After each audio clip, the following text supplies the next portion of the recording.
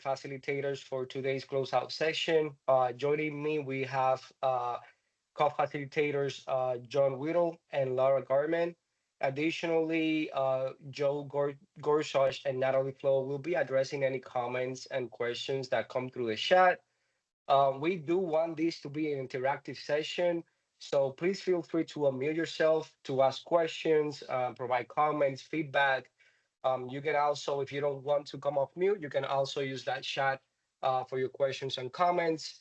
All right, so let's jump into the agenda for today. Awesome, thank you, Laura. So our goal today is to provide an overview of the closeout process, starting with its definition, an overview of the grants management life cycle, key stakeholders involved in the closeout process, any applicable requirements from a federal and state perspective. And then we will go through the closeout process step by step, aligning with NC Pro guidance. We would like to discuss some leading practices that we have seen in other states and in other practices. And we'll conclude with a quick knowledge test and dedicate some time for the Q&A session. All right. So let's jump right into it. What is closeout? So closeout is where the stops end, the last stop, right, of the final stage in the grants management life cycle. It is the process by which the administrating agency validates that all administrative actions and programmatic efforts of the grants are completed. These includes, but is not limited to, submitted all financial and performance reports, completing financial reconciliations, documenting allowable expenditures, and finalizing property dispositions if it's necessary. Um, and a question that I always get is when actually closeout happens. So closeout can occur before or after the project deadline or the performance period. It all depends on when the work is actually completed. And we're gonna get more into that in the next slide. So with that, I we're gonna go with the grants management life cycle. Um, Obviously, this session it focuses on closeout, but I do want to touch on the other stages of the grants management life cycle, starting with the pre-award. So during the pre-award stage, we define the grant governance assurance strategy. We complete the grant application, identify any potential risk for the programs developed. We also integrate coordination with relevant stakeholders and trying to collaborate with them from the beginning of the pre-award. We perform budget forecasting, establish program budgets, and outline grant obligation and accounting procedures. Then moving to the award stage. In this stage, we develop grant agreements. We perform risk assessment and kind of know the risk level of the recipients, review for any suspensions or debarment, and finally, we obligate and start dispersing the funding. In the post award, um, in this stage, we manage project activities and monitor, and we do the monitoring activities. Report on the established key performance indicators or the KPIs, report on financial activities, and obtain required programmatic and audit documentation for review. An example of this is the single audit reviews, the specific programmatic reviews. And I want to emphasize that or highlight that in the post award, there might be some funding disbursement.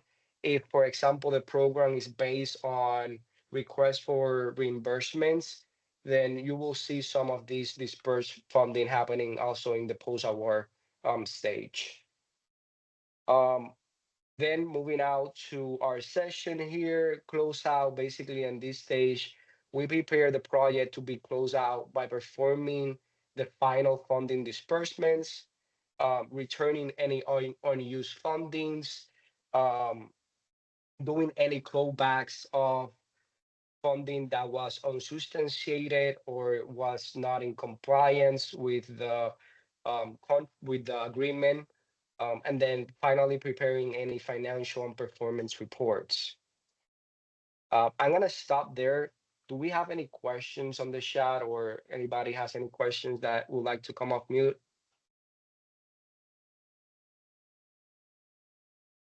Okay, awesome. With that, then I pass it to Laura, which is gonna tell us a little bit about when do we um, prepare for closeout. Awesome. Thanks, Ramon. So, yeah, we're going to dive into a brief overview of Closeout as a whole. So, I want to start by saying that preparation for Closeout should be top of mind throughout the entire life cycle of the award. And you can prepare for Closeout first by understanding your grant requirements as outlined in the grant agreement, and also by familiarizing yourself with state and local guidelines, as well as federal guidelines if those are applicable to you. The second thing that you could do is regularly reconciling your budget to confirm allowable costs and keep track of your spending to ensure that you're meeting that final deadline of December 31st, 2026.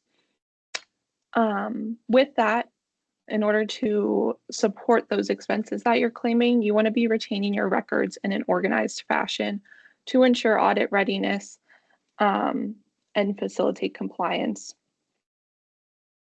Because we want to keep funds here in North Carolina, so it's very important to facilitate the audit readiness. All right, so I touched on this a bit, but the purpose of closeout as a whole is really to facilitate audit readiness and to determine if any funds are due back to the state. So when does closeout happen? Ramon touched on this a bit earlier, but closeout can occur at one of 2 points.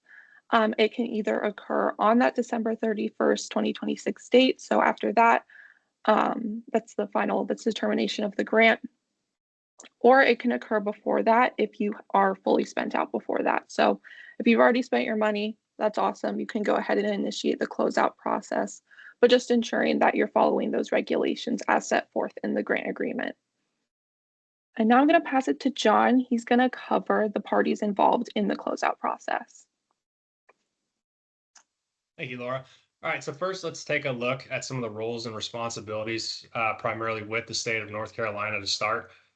First, we have the North Carolina Pandemic Recovery Office, known as NC-PRO for short.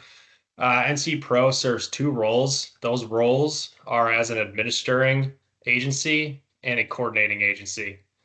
Those responsibilities for NC-PRO include overseeing the SFRF program and ensuring compliance with state and federal regulations. NC-PRO also will provide guidance and support throughout the closeout process to the entities receiving any grant funds. Next, we have administering agencies. These agencies are designated as a co-prime recipient of federal awards. They are in charge of creating grant projects involving direct state spending and direct state spending or subawards to non-state entities. And then lastly, you see here we have subrecipients and beneficiaries. So the distinction between the two, subrecipients are in charge of carrying out the SFRF programs, and beneficiaries are defined as the impacted industries or individuals. A great example of this relationship are non-governmental organizations, also known as NGOs. NGOs are demonstrate that subrecipient beneficiary relationship. And we can go to the next slide, Laura. So on this slide, this will be the roles and responsibilities from a federal overview, according to 2 CFR lens. So first, we have the Federal Awarding Agency. This agency is the U.S. Treasury Department. They're the ones that issue the lump sum grant amount as a federal award agency. They issue it to the pass-through entity. The pass-through entity in this case for the state of North Carolina is NC-PRO, and NC-PRO is then tasked with dispersing funds to applicable subrecipients. So an example of a subrecipient for the state of North Carolina would be the town of Madison, and then an example of an agency would be the Department of Transportation. And then I'll pass it on to Ramon for the next slide.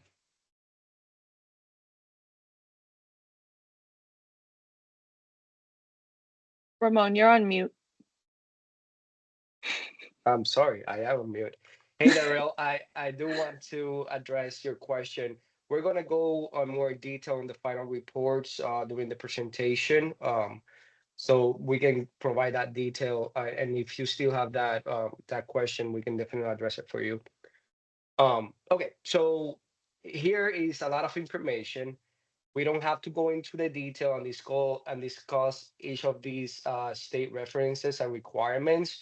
We do want to include it in the presentation, so when you guys need it, you can refer it back on your own time and when needed. But at a high level, these requirements revolve around maintaining accurate reports and accounting records that support the allowable expenditures, validating and ensuring that the grant funds are spent consistently with their intended purpose, and addressing any non-compliance and inappropriate use of the grant funds.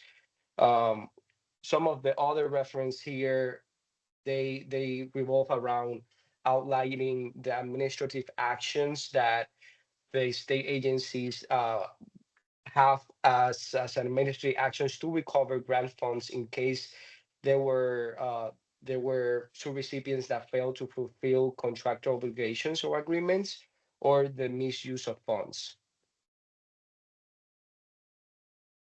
You can go to the next slide.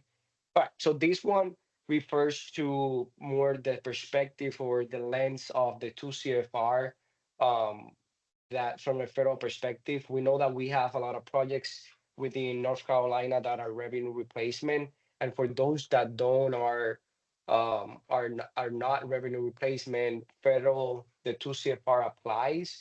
Um, so we have both in here.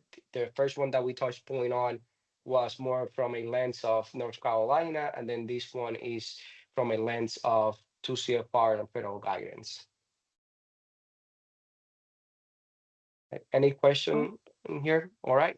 If not, I pass it to Laura for a closeout step by step. awesome. Thanks, Ramon. Let's dig into the step-by-step process.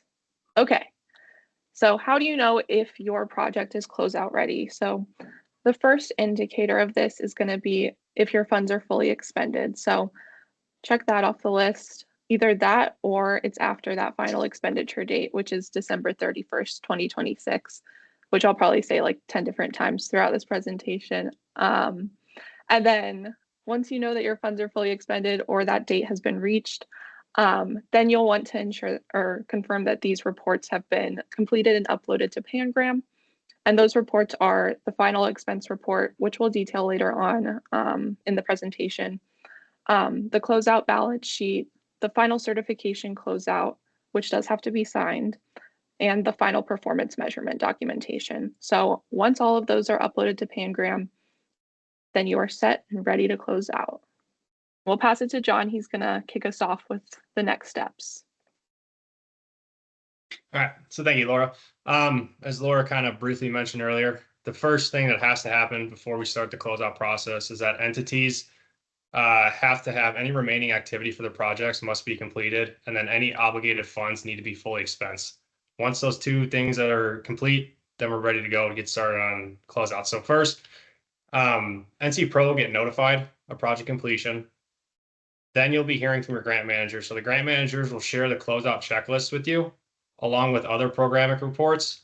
And then lastly, they will discuss the closeout checklist and validate that all documentation and information is complete and accurate. I'll pass it over to Ramon. Continue with our steps. So thank you, John. So all items here on the checklist must be fully completed and verified by the grant managers. Some of the items or documents that we want to highlight are the following. First, we need to identify who is going to be that POC, who is responsible to completing that checklist and serve as a main contact for the grant managers to come back if they have any questions. After that, we also have the final expense report, which is used to identify unspent account balances and, if applicable, the funds that need to be returned for either they have not been used, or they are unsubstantiated and need to be returned, or they might have been unclassified on they have been reported incorrectly.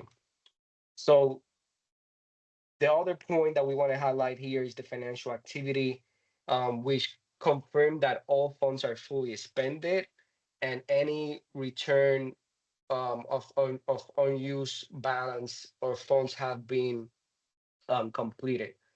And most of the time, this is done by reconciliations with general ledgers, that we are able to confirm that all the financial activities have been concluded. Then the next one is the closeout balance sheets, which kind of validates the total allocated amounts, the total expenditures, and any remaining balances or unused amounts. After that, we also have the closeout financial certification, which provides specific instructions for any fund return scenarios that the agency or the recipient might have. Um, In addition, we also have the final performance measurement, where it details the project specific KPIs.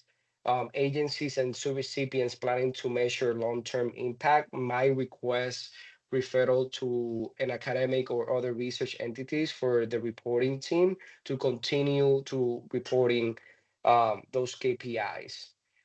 Very important here to verify the organization record retention and documentation handling policies and leading practices of having the supporting documentation available for all stakeholders where needed.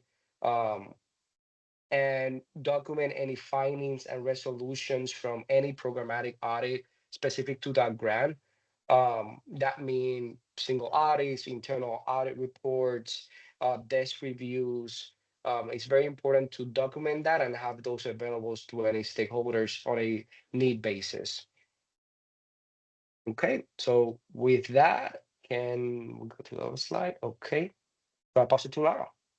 Okay, we got the final 4 steps in this process. So, step 5 is the point at which any unspent funds will be returned. So, at this point, your grant manager will notify NCPRO's finance staff.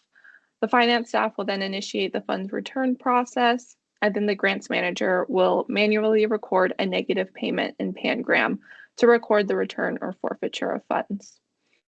After that point, the grant manager will review and verify all confirmed submissions have been saved in Pangram. And then you'll have that scheduled closeout meeting with NCPRO staff and your project contacts. At this meeting, you'll review and verify all items on the checklist have been completed, confirm that you have no remaining financial transactions, verify the accuracy of future project contact information. So if they were to have any questions going forward, who are they supposed to contact? They'll save the fully completed closeout checklist document to Pangram. And then this is also a point where you all can discuss any questions or concerns related to the project or closeout as a whole. And as Joe said in the chat, please always reach out to your grant manager with any questions. They're here to help you. And then our last and final step, we're almost done with this part of the presentation. This is more so just a statement, but it's saying that Pangram will be the official record retention tool for NCPRO for all closed projects. Your agencies and entities still have the obligation to retain records for 5 years from the final expiration date of the grant, which, as I've said maybe 2 or 3 times, is December 31st, 2026. So 5 years from that is December 31st, 2032. So that is the date until you'll have to retain those records related to your project. And I'll pass it to John. Hey, Laura. So on this slide, we're going to cover the importance of reconciling your general ledger. Doing this will make the closeout process a little bit more smoothly for you and enhance your audit readiness when it is time for a federal audit or a state audit. So what we're looking for in a clean ledger, we want clear line descriptions and budget categories. This will help improve the ability to identify if the actual expenditures meet the SFRF requirements for your specific program. It will also make it easier to identify any ineligible funds that will need to be clawed back, thus enhancing your audit readiness. And then I'll pass it on to Ramon to go over procurement. Awesome. All right. So procurement from the North Carolina perspective or lens, this basically highlights the procurement management process where it starts with the small purposes where solicitation of for goods or services not covered by a term contract, value at $25,000 or less, including all extensions and renewals of that contract or solicitation. Competitive bidding is not required, but multiple quotes can be solicited. Then moving to informal purchases is the cumulative value of procurement, including all extensions and renewals, is between 25,000 and an agency general delegation. Some methods include the collaborative requisition, informal quote request, and request for quote. Then we move to formal purposes, cumulative value of procurement, including all extensions and renewals, exceeds an agency general delegation, and then competition should be solicited in the formal purposes. Very important here, usually what the leading practice is that the agency or the subrecipient follow the most stringent procurement policy. That mean if it's the federal one, the state, local, or your own procurement policy, follow that one that is the most stringent, and you're gonna be able to be compliant with the other ones. Um, and so some of these, as we discussed earlier, some of these revenue replacement projects, they don't have to go through that procurement, right? But for those that are applicable, we always suggest that you follow the more stringent one. We also have take into consideration, right, emergency declaration that can overpass procurement. So being able to correctly document all of that, if that is the case, is important for the agencies and sub-recipients to be able to have that documentation handy and well documented. All right. So with that, I pass it to Laura. Thanks, Ramon. So, yeah, this one, and Eric put in the chat, but we will have another session specifically on procurement in the future. So, if you do have more detailed questions on procurement, I would recommend joining that session. But procurement through the lens of 2 CFR 200 or the federal guidance, um, it's really just you need to have full and open competition to avoid conflict of interest, and make sure that you're reviewing contracts, purchase orders, and procurement documents to confirm that they were handled according to procurement standards. So, like Ramon was saying, you want to follow the most stringent policy. So, if your internal policy is more strict than, say, the state or local policy, then you want to continue to follow your internal policy. Um, yeah, that's that. And I'll pass it to John.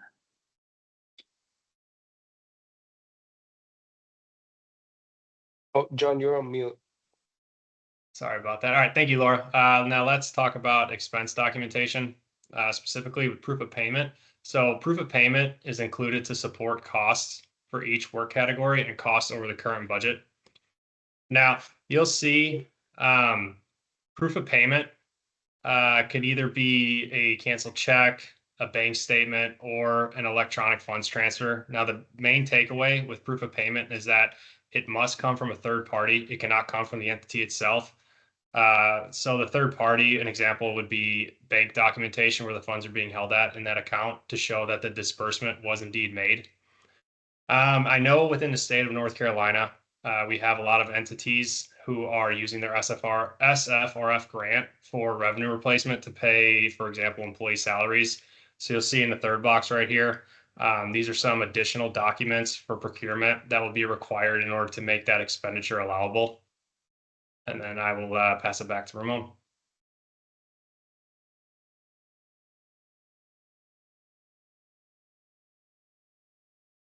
You're on mute, Ramon. This keep happening. Okay, so here for financial expense report, the the one thing I want to highlight on this slide is the importance of requiring financial reporting, at least on a monthly or quarterly basis, to identify any need to amend the report. This practice will allow us for establish a flow as we go approach, and will allow us to mitigate any errors or misreporting, and being proactive on how we mitigate these possible issues, and not just waiting to the very end that we submit the final financial expense report to go back and do these adjustments, right? So for us, as we do it, or as we have been doing closeout in other states, right, and with other clients, is that we do a flow as we go approach. That means that once we receive these monthly reports, financial reports, or it can be monthly or quarterly, we go in there and we kind of do a reconciliations with your general ledgers, and we ask, right, for that supporting documentation to determine if this cost or expenditure is allowable within the guidance provided, and for the purpose that it was intended to. So having this approach of close as we go allow us to really identify any errors up front, and being able to quickly pivot, and if we need to find a substitution for that expense, right? Because we're not in the business of going back. We want the money to stay in North Carolina. We want the money to stay within the states, right, that we're serving. So these allow us to really identify any reclassification or reallocation of funds that we need to, in a very proactive manner. Okay, so I pass it on to Laura. So just a little more on the FER, the final expense report. It's really essential for the grant closeout process. It facilitates transparency and compliance with federal and state requirements, and it's used to close projects and approve final payments. And the FER must match the total expenses claimed in the general ledger and be supported by a current or revised budget, as well as that supporting documentation. And as I've said before, those documents do have to be retained until December 31st, 2032. All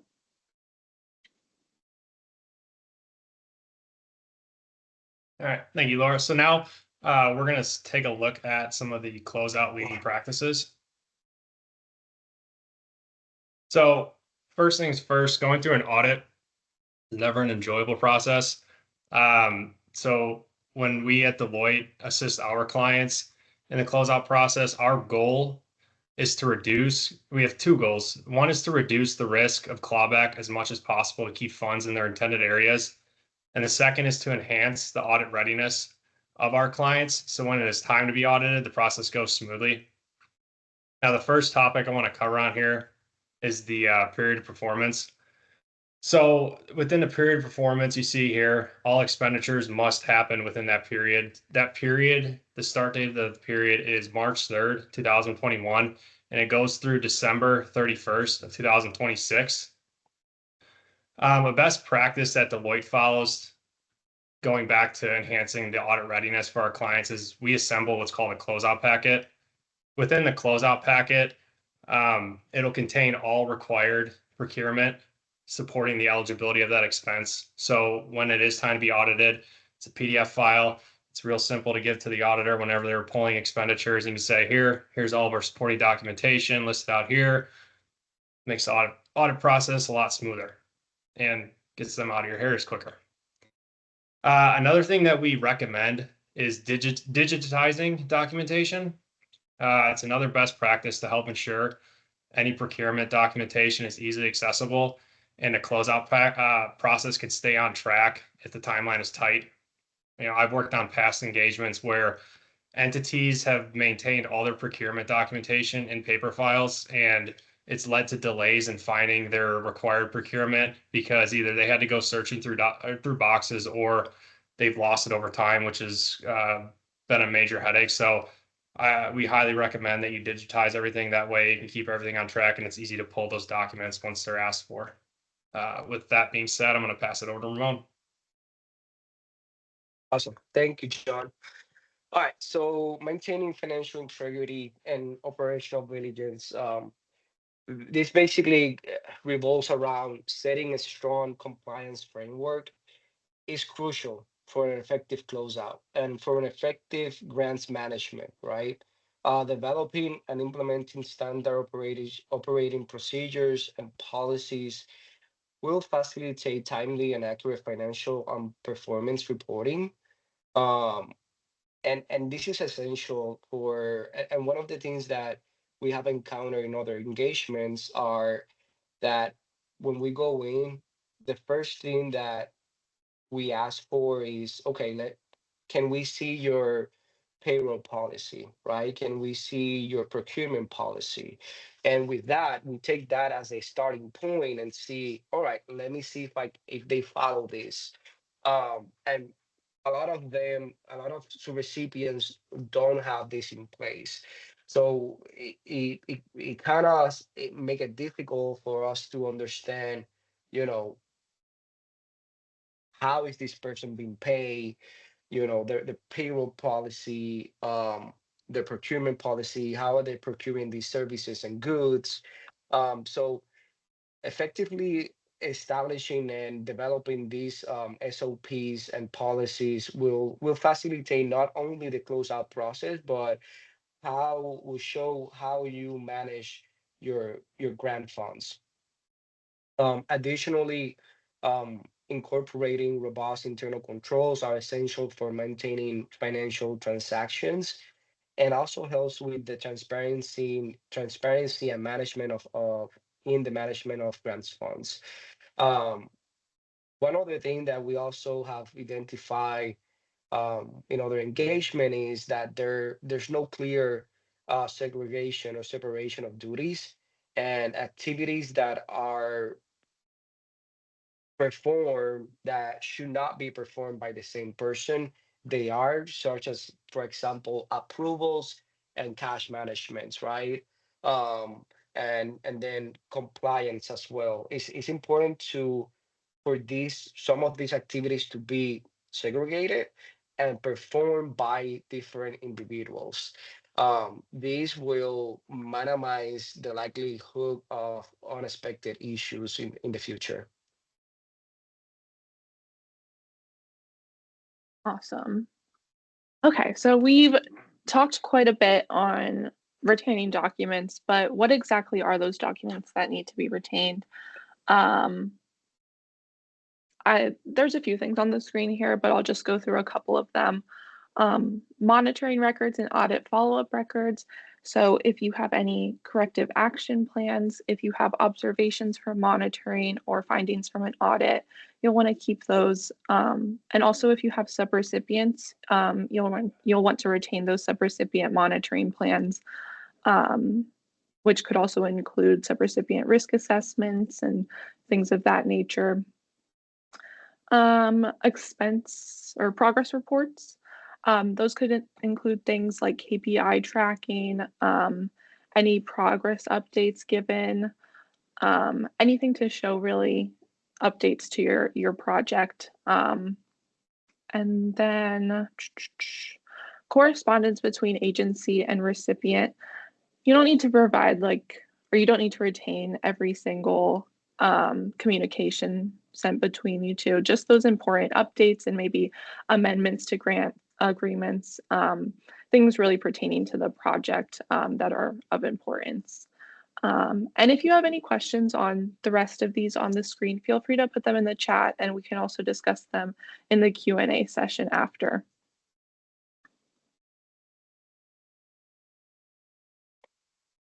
All right, so thank you, Laura. Now we're going to look at timely closeout and some issues that could prevent a timely closeout. So first, as Ramon kind of touched on earlier with federal guidelines, specifically 2 CFR 200 344 subsection B sets the timeline for closeout. And then we know with revenue replacement, a lot of projects in the state of North Carolina, within the NC Pro MOU in Section 6, the timeline for revenue replacement is a collaborative process between the entity and their grant manager. So as you see here, we have multiple areas that can affect the timeliness. One being a recipient is currently being audited, the recipient no longer exists, or the unavailability of key recipient personnel to complete their requirements. On a past engagement during the closeout process, I've witnessed firsthand, I've seen examples of entities missing procurement documentation specifically from contractors, and they struggle to get a response from that contractor during the closeout because once the contractor is paid, they really have no incentive to cooperate with the entity. So this puts the agency or the subrecipient at risk of clawback. So it is really important to be not only one aware of procurement guidelines at all levels, but to also establish those expectations for collection of the required documentation with the contractor to avoid any delays or risk of future clawback. Like we said, we want to keep money in the state of North Carolina. Our jobs is to help with that, and that is our number one goal. So with that being said, I'm going to pass it to Ramon, and we can start on our knowledge test. Awesome, thank you, John. I do want to touch point on Joey's comment on the chat. We have seen these before in other states that for agencies is we're not, it's very hard for us to get a third party proof of payment confirmation, and usually we use internal payroll expenditures reports that are pulled through the HR department payroll system, and that should be sufficient if we're able to tie a three-tier reconciliation is what we call it. We definitely are able to use that. But for recipients that are paid through that pay their vendors through a third party uh, bank or proof of payment, then we usually request the cancels checks or the ACA transactions with a bank statements where we're able to reconcile those. Right. Now, it's time for knowledge test. All right. So the first questions, and feel free to put the answers on the chat, or if you want to come off mute. Which sections of the 2 CFR 200 covers closeout?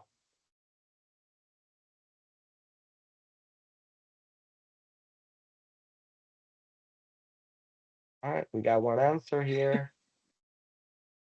All right. Oh, there's more coming in. I got scared for a little bit there. Okay, I'll reveal the answer. Okay.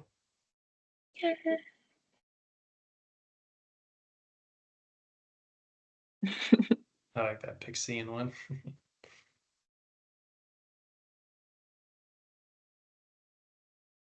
Looks like All everyone's right. getting it right. Looks like everybody got it right. Yeah, awesome.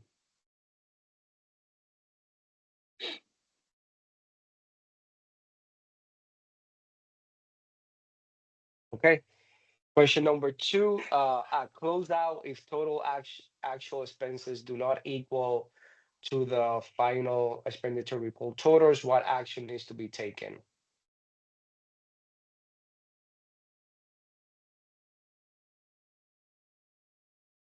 I think we did a pretty good job.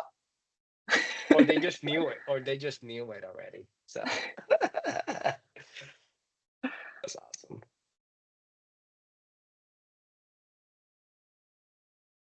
Okay, so third question and last one. Costs incurred outside of the period of performance are unallowable, true or false?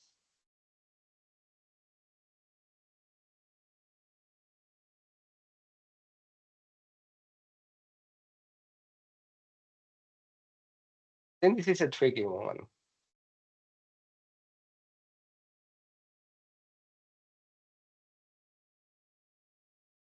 All right, do you want to reveal? It's false, but okay, don't come at me. I'm gonna explain it. Costs incurred outside the period of performance are allowable if the recipient requests a time extension, and that is the time extension is approved. So I think we got some feedback last time from this question. Um, but how you read it at first, it might seem true, but it can be false as well. If it's the extension is or the request of the extension is approved. Mhm. Yeah, Desiree, you're right. It Trick depends on the question. situation. Yeah, it's a trick question. I had to put at the very last.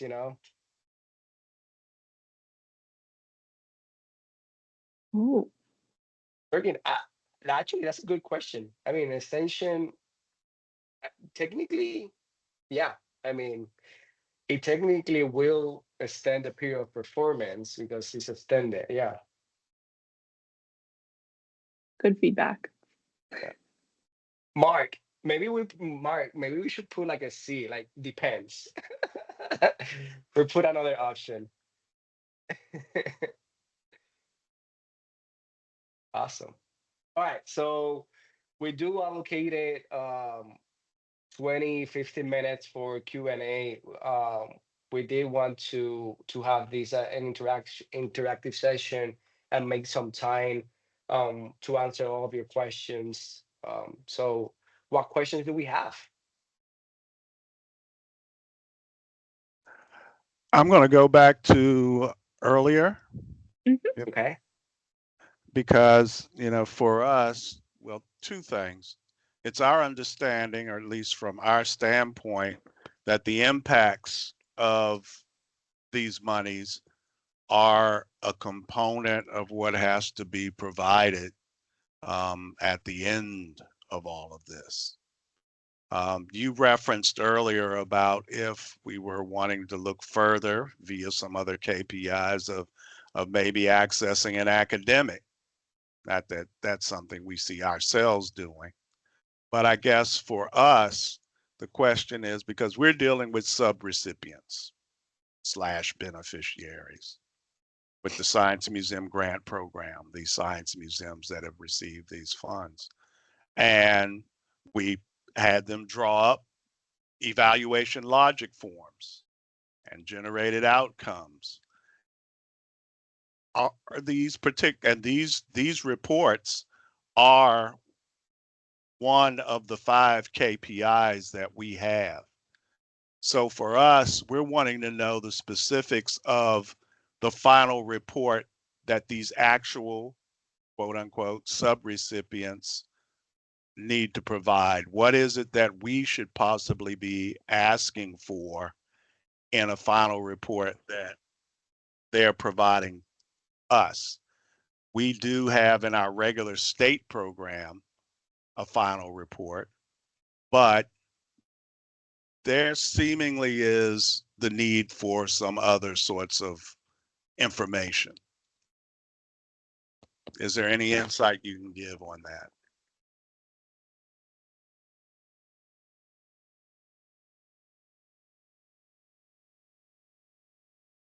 I'm gonna refer that to Joe. Yeah. Eric.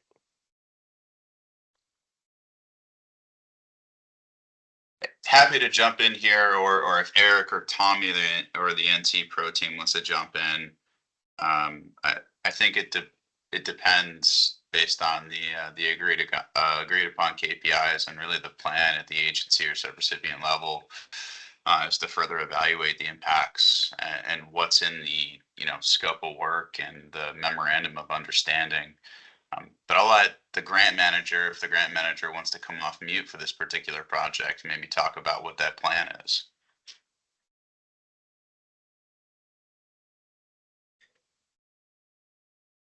And if that doesn't doesn't happen, Daryl, that's an excellent question. And I'm sitting here trying to think of the best answer. The best answer that I can give you is all of the information, both financial and performance, that you are now gathering and pushing up to NC Pro. is used in two different areas. There is a financial, of course, report quarterly for SFRF in the federal portal, of which your program or your project is one of over 100 other projects that are added to that federal portal report. There's also an annual performance report that us at NC Pro gather information for and put in another report in the federal portal for SFRF projects at a whole. So the information that you are gathering through our performance reporting that we have done years ago with KPIs. KPIs are decided upon, and you're gathering that information and passing that up to us. All of that is rolled in together and is part of a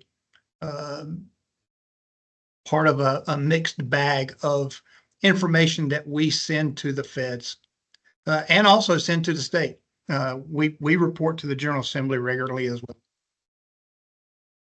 I hope that answers your question.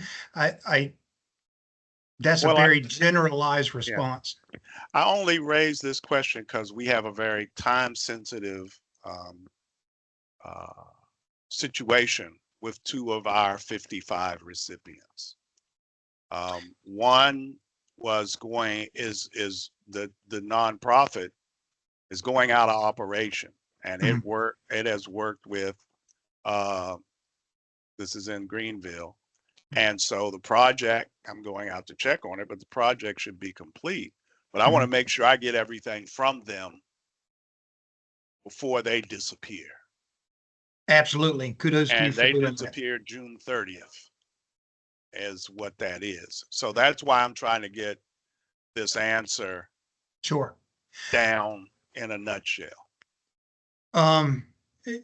Short answer is I know that the General Assembly has criteria that was put out in the appropriations bill. And I know that we have KPIs that we have identified with you guys. I don't know what they are right off the top of my head. But if you were to go out there and make sure they were in existence and they have spent their funds, with the intent of which the General Assembly has intended them to spend it, then I think that's a good start. And lastly, the data that we are gathering, and we want to be able to compare apples to apples in all 55. And so that's why, again, whatever we come up with